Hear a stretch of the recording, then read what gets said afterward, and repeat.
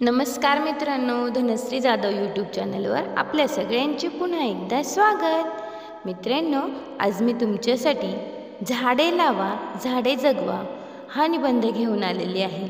चला तर करूयात सुरुवात। कुठं गुडूप झाली बाई उसळणारी लाट, कुठं गुडूप झाली बाई उसळणारी लाट, पाणी दांडातलं कुठं कुठं रुंजू झुंजू पाठ, गाणार हे हिरवं रान माय जाळलं व कुणी, दे रे आभाळा दे पाणी, दे रे आभाळा दे पाणी। मे महिन्यात आपल्या बऱ्याचशा खेड्यांतून हे दृश्य आपल्याला अनुभवायला मिळतं। अर्थात तिथपर्यंत आपण पोहोचलो तर, अन्यथा दूरदर्शनवरून या संबंधीच्या बातम्या पाहायला मिळतातच की। दे रे आभाळा दे पाणी। विनवत आभाळाकडे डोळे लावून बसलेले शेतकरी पाहिले की वाटतं, कृषीप्रधान आपला भारत देश, इथल्या शेतकरी राजाची ही स्थिती, याला जबाबदार कोण? अर्थातच तुम्ही आम्ही सगळेच। आपणच केलेल्या वृक्षतोडीचा हा परिणाम।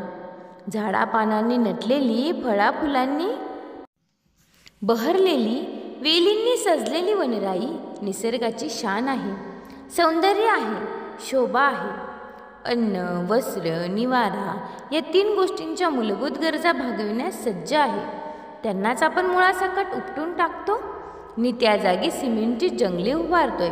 वृक्षतोड करून आपण आपलं नुकसान तर करतोच आहोत, पण त्या बिचाऱ्या पक्ष्यांवर सुद्धा अन्याय करतोय। कित्येक पक्ष्यांची घरटी, पिले, अंडी त्या वृक्षांबरोबर कोलमडून पडतात। आपण साधा विचार सुद्धा करत नाही। सुमधुर फळे देणारे हे वृक्ष, या फळांतून आपल्याला जीवनसत्व तर मिळतातच, पण अशक्त व्यक्तीला, आजारातून बऱ्या झालेल्या व्यक्तीला ताकद पुरवण्याचं काम देखील ही फळच करतात। काही फळांच्या तर साली नि बिया औषधी सुद्धा आहेत। हिरडा, बेहडा, माका, निलगिरी आदी वनस्पतींना आयुर्वेदात फार महत्त्व आहे। या आणि इतर अनेक औषधांचं मूळ वनस्पतीच आहे। बाबळीचा काटा देखील औषधी आहे, सुजेवर उगाळून लावतात। दालचिनी हा मसाल्याचा पदार्थ म्हणजे झाडाची साल, तर तमालपत्र झाडाचं पान, लवंग म्हणजे फुलाचा देठ, मिरी म्हणजे बी। पूर्वीच्या काळी मोठ्या घरच्या स्त्रियांच्या सौंदर्य प्रसाधनात हळद, चंदन, केसर, मेहंदी, जास्वंद, कडुलिंब आदी वनस्पतीजन्य पदार्थांचाच समावेश असे। आज पुन्हा एकदा या गोष्टींकडे सर्वांचं लक्ष वेधलं गेलंय। कृत्रिम रासायनिक सौंदर्य प्रसाधनांपेक्षा ही हितकारक असल्याचं सिद्ध झालंय। अशा प्रकारचे आयुर्वेदिक उत्पादने करणाऱ्या कंपन्यांचं प्रमाण देखील आजकाल वाढतंय। वृक्षवल्ली आम्हा सोयरे, वनचरे पक्षी ही सुस्वरे आळविती। थकलेल्या वाटसरूला विसाव्याची सावली देणारेही वृक्षच, नि गार वारा देऊन थकवा दूर सारणारेही वृक्षच। अनेक साधू संतांनी तपश्चर्या करून ज्ञानप्राप्ती केली। वृक्षांच्या सावलीत बसूनच अगदी गौतम बुद्धांनी सुद्धा आपण या वृक्षांच्या आधाराला बसून तपश्चर्या केली, त्याला बोधिवृक्ष असं संबोधलंय। आपल्या दारातील तुळस असते। हिंदू धर्मात तुळशीच्या पूजेला विशेष असं महत्त्व आहे। तुळस पावित्र्य राखते, तर अनेक शुभप्रसंगी आंब्याची हिरवीगार पाने दाराला लावतात, कलशासाठी वापरतात। नारळाच्या झाडाला तर कल्पवृक्ष म्हणतात। कोकणातले लोक नारळाच्या झावळ्यांनी छप्पर, कुंपण, भिंती साकारतात। काही ठिकाणी यासाठी बांबूचा वापर झालेला दिसतो। मोठमोठ्या इमारतींना लागणारं लाकूड हे साग, शिसम आदी वृक्षांचंच असतं, पण आपल्या हर तऱ्हेच्या गरजा भागवणाऱ्या या वृक्षांची आपण तोड करावी, हे योग्य का? अहो, वनस्पतींमुळे निसर्गाची शोभा तर वाढतेच, पण आपल्याला नैसर्गिक थंडावा, शुद्ध हवा देखील मिळते हो।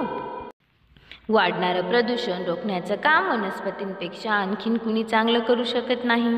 आजकाल आम्ही वृक्षदिंड्या काढतो, एक तरी झाड लावूया हा नारा देतो। 15 ऑगस्ट, 26 जानेवारीच्या मुहूर्तावर झाडंसुद्धा लावतो, पण पुढे काय, त्याची निगा कोण राखतो? संत कबीरांचा दोहा इथं मला आठवतोय। बकरी पाती खात है ताकि गाढ़ी खाल, जो जन बकरी खात है तिनको कोण हवाल। मंडळी, जाता जाता एकच सांगते, मागे माझ्या वाचनात आलं होतं, एक आश्रमशाळा आहे। या विद्यार्थ्यांचे काही जण दत्तक पालक बनतात। त्या प्रत्येक विद्यार्थ्यानं आपल्या शाळेच्या प्रांगणात आपल्या पालकासाठी एक झाड लावायचं, ते वाढवायचं, त्याला येणारी फळं फुलं आपल्या दत्तक पालकांना द्यायची। मंडळी, वर्षानुवर्ष हे असंच चाललंय। आज त्या शाळेचा विस्तीर्ण परिसर पाहाल तर नजर जाईल तिकडं हिरवीगार वनराई दिसते। फळाफुलांनी वृक्षवेलींनी नटलेली शाळा म्हणजे आपल्यासाठी आदर्शवत आहे, भूषणावह आहे। मंडळी, या अशा आदर्शाचं पालन आपल्याकडून व्हावं आणि आपलं राष्ट्र निसर्ग संपत्तीनं बहरावं, यासाठी एक तरी झाड लावूया, एक तरी झाड जगवूया।